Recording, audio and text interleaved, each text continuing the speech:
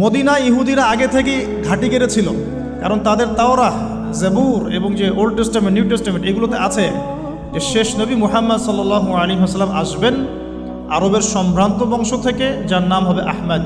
কি নাম হবে? নবী করিম সাল্লাল্লাহু আলাইহি ওয়াসাল্লাম হিজরত করে তাদের দরজা পর্যন্ত গেলেন, আল্লাহ পাক নিয়ে গেলেন। এমনকি নবী সাল্লাল্লাহু আলাইহি ওয়াসাল্লাম বেশ কয়েক মাস তাদের তেবলা অনুসরণ করে নামাজও পড়লেন, তাদের সাথে মদিনা সনদ করলেন, মনে আছে? কিন্তু তারপরেও কেন তারা নবী সাল্লাল্লাহু আলাইহি ওয়াসাল্লামকে স্বীকার করল না?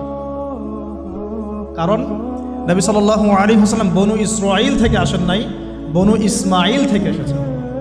কথা বুঝতে পারছেন? বনু ইসমাঈল মানে ইব্রাহিম আলাইহিস সালামের দুই ছেলে, ইসমাঈল, ইসহাক। ইসহাক আলাইহিস সালামের ছেলের নাম ইয়াকুব। ইয়াকুব আলাইহিস সালামের ছেলে আরেক নাম হচ্ছে, ইয়াকুব আলাইহিস সালামের আরেক নাম হচ্ছে ইসরাঈল। কি নাম? তার সন্তানদের বংশের নাম হচ্ছে বনু ইসরাঈল।